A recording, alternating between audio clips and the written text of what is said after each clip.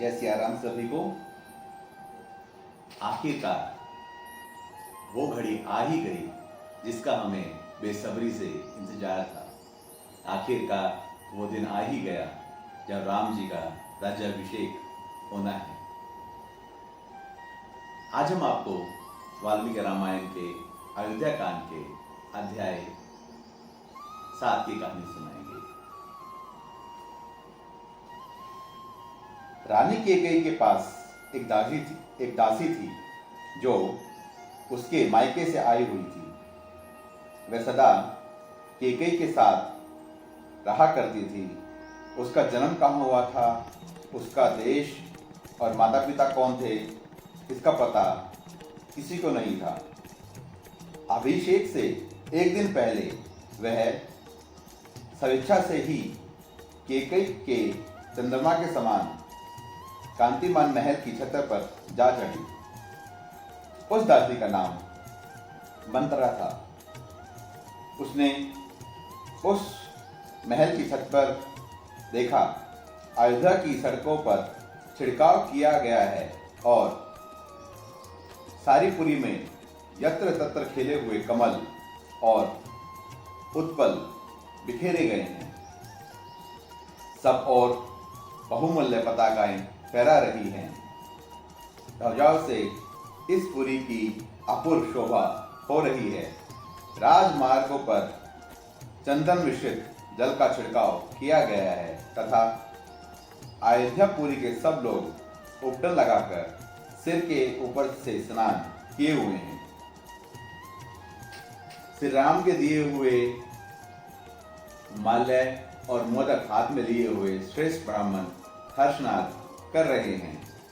देव मंदिरों के दरवाजे चूने और चंदन आदि से लीपकर सफेद और सुंदर बनाए गए हैं। सब प्रकार के बाजों की मनोहर ध्वनि हो रही है। अत्यंत हर्ष में भरे हुए मनुष्यों से सारा नगर परिपूर्ण है और चारों ओर वेद पाठों की ध्वनि गूंज रही है।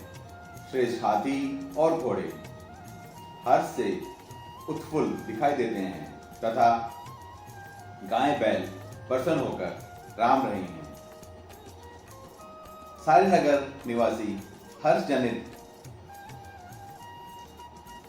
रोमा से युक्त और आनंद मगन हैं तथा नगर में सब और श्रेणीबद्ध ऊंचे ऊंचे ध्वज फहरा रहे हैं।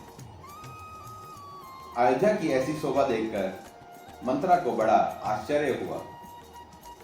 उसके पास की ही कोठी पर राम की दाई को खड़ी देखकर उसके नेत्र प्रसन्नता से खिले हुए थे और शरीर पर पीले रंग की रेशमी साड़ी शोभा पा रही थी।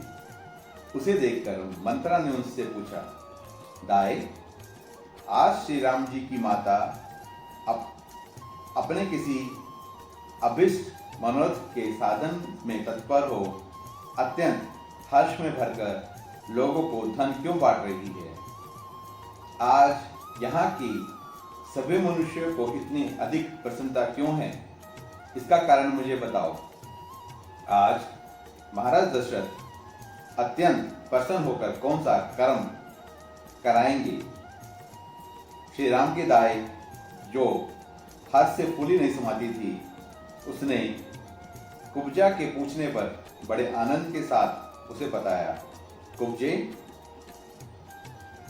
रघुनाथ जी को बहुत बड़ी संपत्ति प्राप्त होने वाली है। कल महाराज दशरथ पुष्प नेत्र से योग में क्रोध को जीतने वाले प्राप रहित रघुकुल नंदन श्री राम को युवराज के पद पर अभिषेक करेंगे। दाई का यह वचन सुनकर कुब्जा मन ही मन उड़ गई और उस कैलाश शिखर की भांति उज्जवल एवं गगनचुंबी प्रसाद से तुरंत ही नीचे उतर गई। मंत्रा को इसमें कैकेयी का अनिष्ट दिखाई देता था। वह क्रोध से जल रही थी। उसने महल में लेटी हुई कैकेयी के पास जाकर कहा, मूर्ख, उठ, क्यों सो रही है? तुझ पर बड़ा भारी भय आ रहा है। अरे, तेरे ऊपर विपत्ति का पहाड़ टूट पड़ा है, फिर भी तुझे अपने इस दुर्व्यवस्था का बोध नहीं होता। तेरे प्रियतम तेरे सामने ऐसा आकार बनाए आते हैं मानो सारा सौभाग्य तुझे ही अर्पित कर देते हो, परंतु पीठ पीछे वो तेरा अनिष्ट करते हैं। तू उन्हें अपने में अनुरक्त जानकर सौभाग्य के डींग हाँक करती है, परंतु जैसे ग्रीष्म ऋतु में नदी का प्रवाह सूखता चला जाता है, उसी प्रकार तेरा वह सौभाग्य अब अस्थिर हो गया है, तेरे हाथ से चला जाना चाहता है। ईस्ट में भी अनिष्ट का दर्शन करने वाली रोष भरी कुब्जा के इस प्रकार कठोर वचन कहने पर केकई के मन में बड़ा दुख हुआ।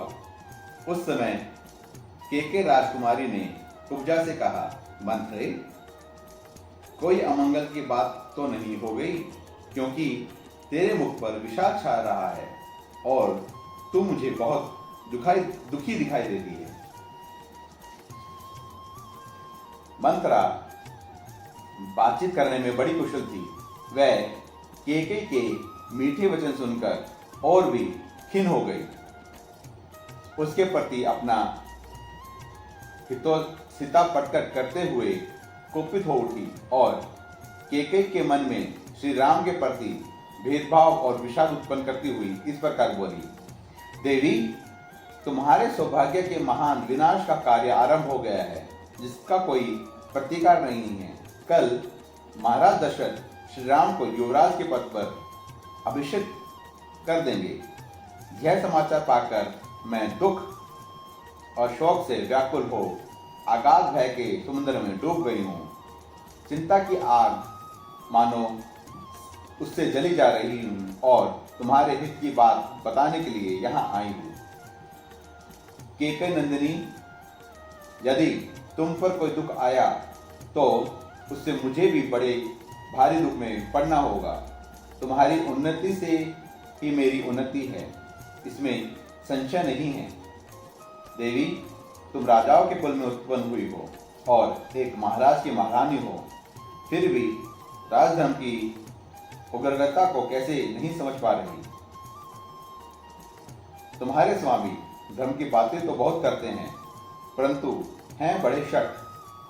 मुख से चिकनी चुपड़ी बातें करते हैं, परंतु हृदय के बड़े क्रूर हैं। तुम समझती हो कि वे सारी बातें शुद्ध भाव से करते हैं, इसलिए आज उनके द्वारा तुम बेतरह ठगी गई हो। तुम्हारे पति तुम्हें व्यर्थ सांत्वना देने के लिए यहाँ उपस्थित होते हैं। वे ही सब रानी कौशल्या को अर्थ से संपन्न करने जा रहे हैं। उनका हृदय इतना दूषित है कि भरत को तो उन्होंने तुम्हारे मायके भेज दिया है और कल सवेरे ही अवध के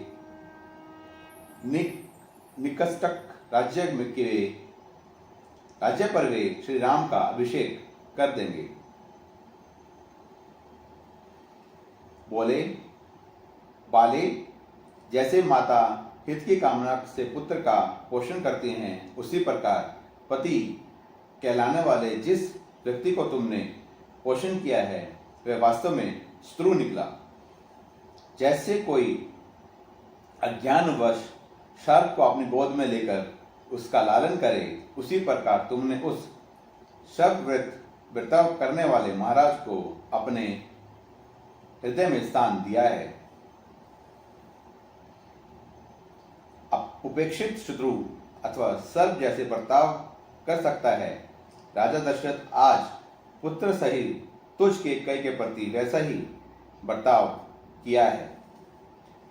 बाले, तुम सदा सुख भोगने के योग्य हो, परंतु मन में पाप रखकर ऊपर से झूठी सांत्वना देने वाले महाराज ने अपने राज्य पर श्री राम को स्थापित करने का विचार करके आज सगे संबंधियों सहित तुमको मानो मौत के मुख में डाल दिया है।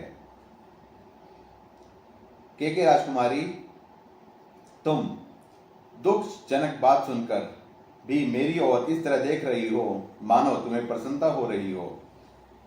मेरी बातों से तुम्हें विस्मय हो गया है, परंतु यह विस्मय छोड़ो और जिसे करने का समय आ गया है अपने उस हितकर कार्य को शीघ्र करो तथा ऐसा करके अपने पुत्र की और मेरी भी रक्षा करो। मंथरा की यह बात सुनकर सुंदर मुख वाली कैकेयी सहसा स्याय से उठ बैठी। उसका हृदय हर्ष से भर गया। वह शरद पूर्णिमा में चंद्रमा मंडल की भांति उदित हो उठी। कैकेयी मन ही मन अत्यंत संतुष्ट थी। विस्मय मुग्ध हो मुस्कुराते हुए उसने कुब्जा को पुरस्कार के रूप में एक सुंदर दिव्य आभूषण प्रदान किया। कुब्जे में आभूषण देखकर हर्ष से भरी हुई रमणी शिरोमणि कैकेयी ने पुनः मंथरा से इस बार कहा, मंथरे, यह तुझे मुझे बड़ा ही प्रिय समाचार सुनाया। तूने मेरे लिए जो यह प्रिय संवाद सुनाया उसके लिए मैं तेरा कौन सा उपकार करूं।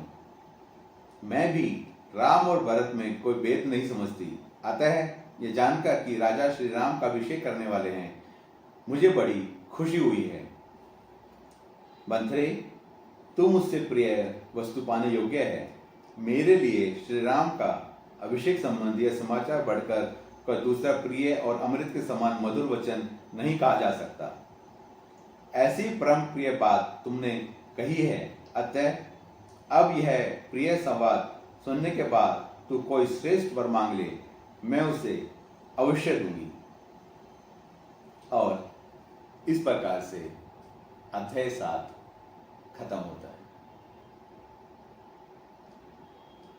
बहुत अद्भुत कहानियां हैं वाल्मीकि रामायण में और हम ये चाहते हैं कि ये अद्भुत कहानियां सभी लोगों तक पहुंचे। हमारा आप सबसे अनुरोध है कि आप हमारे पेज राम लखन यात्रा को फॉलो कीजिए, ज़्यादा से ज़्यादा लोगों के साथ शेयर कीजिए और आप सभी लोग सुनते रहिए प्रभु राम की कहानी भक्त मनु की जबानी। जय सिया राम सभी।